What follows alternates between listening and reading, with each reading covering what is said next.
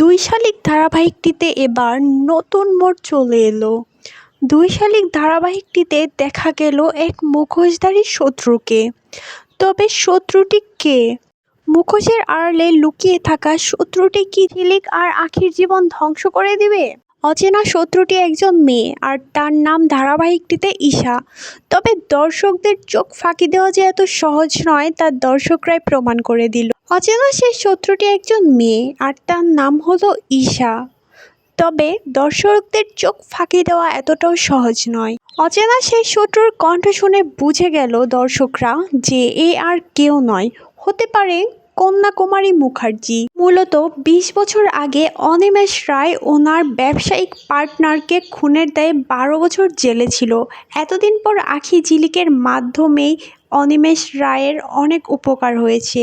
এবার হয়তোবা সেই শত্রুর মেয়েই ফিরে এসেছে আখি আর ঝিলিকের জীবনকে তছনছ করতে।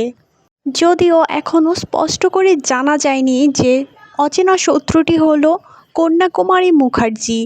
তবে দর্শকরা আন্দাজ করেছে যে এটা আর কেউ নয়, কন্যাকুমারী মুখার্জিই হতে পারে। স্বামীকে বিশ্বাস করুন এবং ভালোবাসুন, সংসার সুন্দর হবে। ধন্যবাদ।